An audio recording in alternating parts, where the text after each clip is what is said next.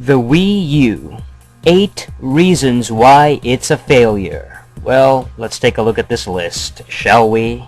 But before we get to this video, let's get to the question of the day.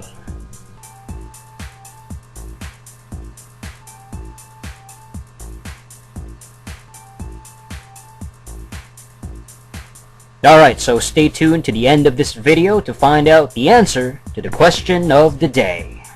Alright, so I just read this article. It's on whatculture.com, and I'll post a link in the description. It was only uploaded, or actually the article was posted on February 15, 2013.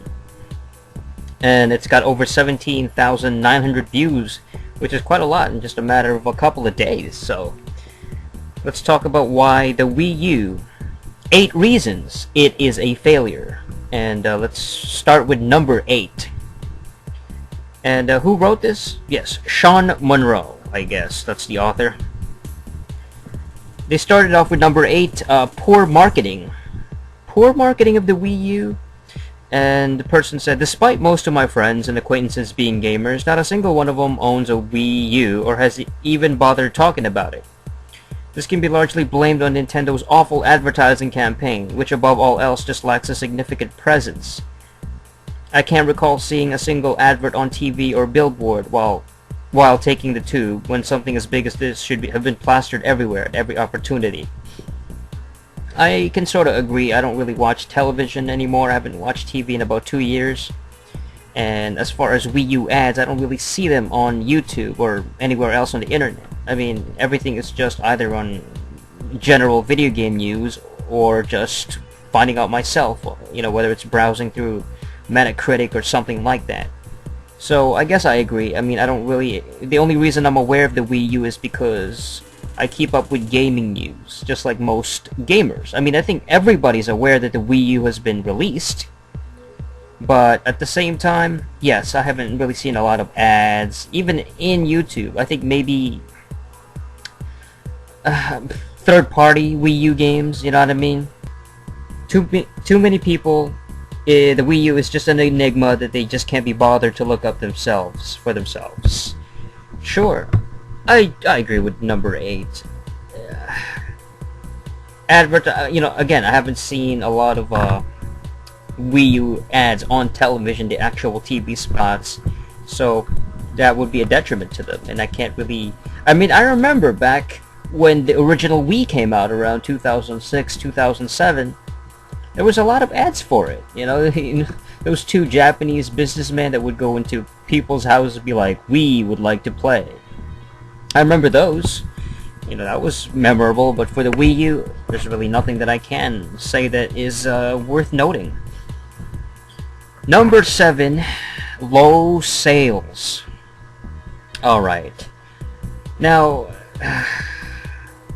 this one is obviously the whole thing that, Wii U only sold X amount of units last month in January, and it's only sold like 3 million worldwide or something like that. Yes, I understand that, sales is very important, and you gotta have those units flying off the shelves. And unfortunately, this is a detriment to the Wii U. People just are not willing to pay for something that pricey, and it's basically a system that has yet to establish itself as this must-have system. And Nintendo even they kind of cut their sales prediction, and they took away like a million and some 400,000 units or something from their prediction of selling that many units of the Wii U. And it all depends though, because this is right now a very short-term kind of thing. It's only been 3 months since the Wii U's been out, and not everybody's gonna want to hop on that bandwagon just yet. I predict that if the Wii U decreases in price, it gets more games, and there's more hype surrounding it, like maybe certain first-party titles start coming in, then it'll increase in sales for sure. This is Nintendo we're talking about. Nintendo does have that ability to get itself, back on top and just keep selling like hotcakes and whatever kind of gimmick it can pull off. So, it's not selling as much as the original Wii during like maybe the first 3 months of its cycle, but I don't think it's not really a failure yet. Like, you can't just say, well, it failed, because again, it's sold 3 million odd units so far. So people are interested in it, and especially myself. I would probably pick up a Wii U sometime in the future, depending on the price, when it gets better games and stuff like that. But I don't think it's a reason. That's not a valid reason. So I disagree with number 7. Sales does matter, but in the first 3 months, it doesn't mean that the Wii U is a failure just because it's not selling as high as people expected it to. Number 6, terrible games library. Okay, now we're gonna get into some. This person's gonna bash the games. Nintendo thought it worth releasing the Wii U without a decent games library. It borders on insanity. The library largely consists of ports from other platforms and games that are already on the market. Even Wii U owners won't be blinded by purchase justification. They recognize a lack of killer apps for the platform. If Nintendo wants to regain momentum, they gotta get that new Zelda or Mario games as soon as possible. And the person goes on to say that I can't name a single Wii U game I even want to play. Those interesting gimmicky launch titles such as Zombie U receive mixed responses from the gaming press. Sure, I think that is valid.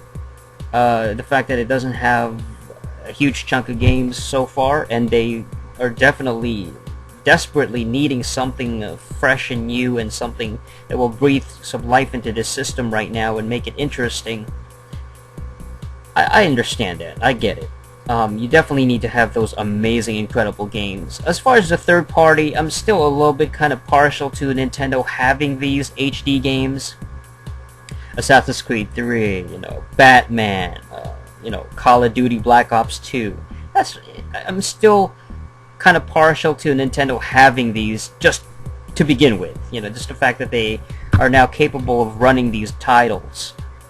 So it's more of a failure on Nintendo's part of having third-party support. Okay? And that will be a detriment to them definitely in the long run. So I can see this as a valid point right now. So this would definitely be on the list, number 6. So I agree with this one. Alright, number 5, lack of third-party support. Here we go. This one is definitely valid. I don't even have to get into what this guy said, because there's a lot of games that missed out releases on the Wii U. They haven't announced anything with Grand Theft Auto 5. They haven't, there's a lot of titles. Resident Evil 6, Far Cry 3, and so many other games. I think Tomb Raider is not coming out for the Wii U. Just a bunch of games, a bunch of titles. And that is really sad. They have a lot of potential.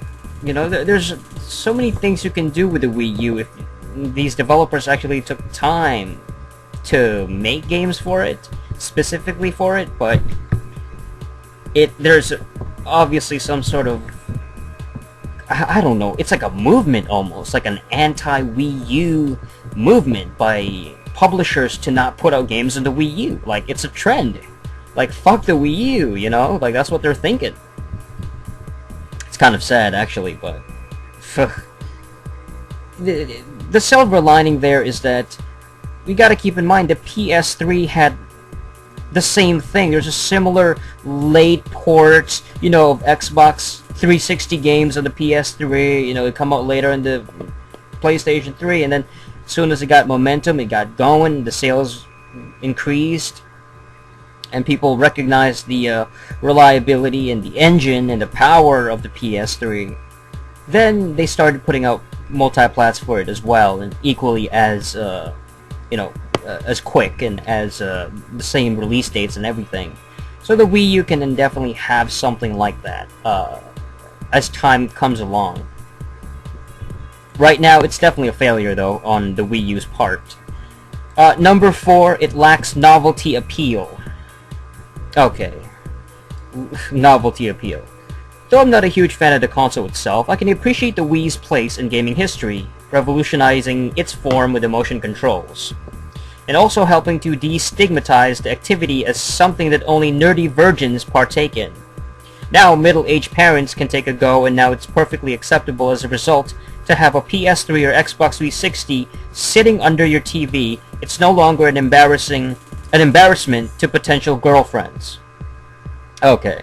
First of all, this is just fucking insulting, alright? And I don't know if this guy's doing it kind of tongue-in-cheek, but it's just fucking retarded and stupid at this day and age to just pigeonhole every gamer as a bunch of virgin, nerdy people that fucking don't have girlfriends or have problems getting, you know, people to accept them. I mean, it's like this horrible stereotype, this outdated, fucking archaic stereotype of gamers as just complete loser, girlfriendless fucking loners that have no fucking social life, and you know, all they do is play video games. You know, get the fuck out of my face. Okay, I got a problem with this one the most. There's so many different varieties of people out there that fucking play video games on a consistent basis. Gamers today aren't your typical fucking nerds anymore, you know, if they ever even were. I mean, maybe at the beginning, in the 80s, the 90s, maybe. Yeah. But fucking kids play video games. Jocks, you know, fucking adults, fucking athletes, celebrities, you know, so many different types of people play games. I wouldn't even say in the past. It's not because of the fucking Wii. The Wii is a casual system in reputation. Meaning you have the fucking gimmicky shit with the controls and the Marios that appeals to kids, and it's more family friendly. Sony and Microsoft have always been more of a gamer's console, like fucking hardcore, raw, fucking real games for people who want to play video games and just like adults, and fucking mature rated games, you know, shooters, action games, shit like that. So there's a huge, this is just a stereotype, you know. I don't appreciate that, you know, fucking little comments like, oh, an embarrassment. The original Wii didn't make it acceptable to fucking play video games. Get the fuck out of here. Games have been around forever. Well, no, since the fucking 70s, they've been, you know, commercially available. But my point is that I got a problem with this. I don't think it's valid at all. It lacks novelty appeal. Well, the fucking Wii was a gimmicky thing, and it was because of its pricing, man. It was cheap. The Wii was the cheapest out of all of them. It was family friendly. And it had a gimmicky control. The Wii U is sort of similar, if you think about it. The Wii U kind of has a similar thing going on. You know, with the fucking touchpad, you know, the same sort of level of gimmickiness, except it's more expensive. So I wouldn't count the lack of a novelty appeal as a fucking valid argument that the Wii U is a failure. If anything, it probably could be a bit more, you know, it could be more like the Wii. You know, it should be a little bit more hardcore and fucking raw and more geared towards mature gamers that actually, you know, people in their 30s and 40s that actually spend money in fucking games. I mean, give me a fucking break. You know, this one sucks. This reason is garbage. By the way, I hate lists. You know, you ever click on a list on Google? These website shitty ass lists where it's like a slideshow you know, where you have to click on the fucking button and then it says next and then it moves to a separate page. So it's like page 1, page 2, page 3, kind of, you know, moving from page to page. I fucking hate those lists. Why can't the entire fucking list be on a single fucking page? You know, like they did it fucking back then. Now everything is you have to click on the thing because they want to get that shitty ad revenue. Oh god. Alright, reason number 3. Let's get this moving. It's technologically redundant. And basically this is just bashing the graphics. They had a comparison with the Xbox 360 Arkham Batman Arkham game with the Wii U Batman game, and they have a picture side to side of the fucking games, and the graphics look very identical, very similar. This one is valid, definitely. The Wii U doesn't feel like a next-gen console. It doesn't feel very kind of, you know, much more. It doesn't feel improved compared to the fucking current gen PS3 360. Looks very similar, and you know, it might be because of the developer not taking enough time to utilize the Wii U's full potential, whatever that could be. At the same time, I think that the Wii U has its limits. It's a lot less next-gen than people think it is. It really isn't a next-gen system in the traditional sense of improved, high-level, top-notch graphics to the point of, holy shit, that is next-gen. It's very current-gen, you know, technology from 8 years ago type shit. But I've mentioned this already, that the Wii U is probably some sort of, it's... Nintendo puts out, systems that are kind of, a little late to the party, but they kind of do it delayed, you know. It's like Game Boy fucking Color, you know what I mean, replacing the original Game Boy, and then taking forever to release an actual real next-gen system. So this is a transitional piece, I guess. Alright, next up. Come on, let's get to number 2. The Rayman debacle. What's this one about? I had to feel sorry for Wii U owners. This is really just a giant kick in the gonads. Rayman Legends was one of the most impressive looking Wii U titles. Oh yeah, this is when the fucking Rayman Legends was moved to, delayed and then moved to multi-plats. So one of the Wii U's most anticipated games won't release until the PS4 and 720 are almost with us? Great thinking. Yes, that's true. Yeah. I would say that's a valid argument, the fact that this was... Because what happened was Ubisoft lost faith. They were like, oh, fuck this. We're not gonna release, Rayman for the Wii U only. We're not gonna sell. Which is a failure on Nintendo's part. It's a problem, you know, when you have a publisher that was supposed to be like that fucking, oh, we're gonna have exclusive for this, and then they kind of bail out on it, you know, that kind of does suck, and it's unfortunate, and it is a valid argument. Number 1, superior competition. This one is basically saying that, oh, by the time that the 720 and the PS4 comes out, it's gonna be much bigger. It's gonna be better. They're gonna be demolished. The Wii U is gonna be demolished by AAA titles that we're expecting to see from the Sony and the Xbox. And unfortunately, buying a Wii U just doesn't make a lot of economic sense. And in these trying financial times, that means a lot.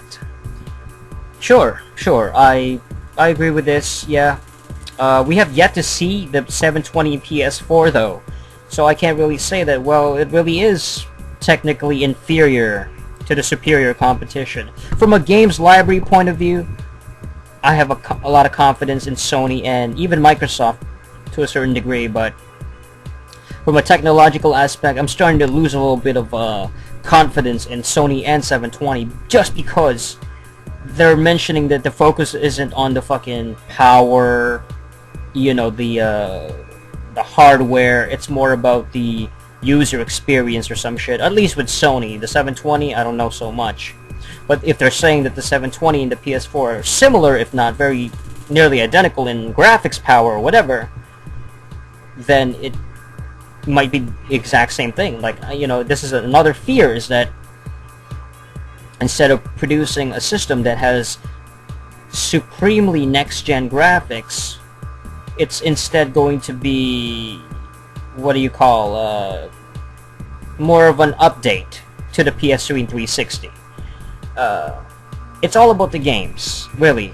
That's all it is. And in terms of superior, I do prefer Sony and Microsoft more than Nintendo to a certain degree, but I guess it just depends on what you like. It's a lot more exciting, and I feel like just Sony and Microsoft, they'll produce something a little bit different, just trying something new with games that will be on those systems, that will be scheduled for those systems, exclusives, that's what I'm looking forward to.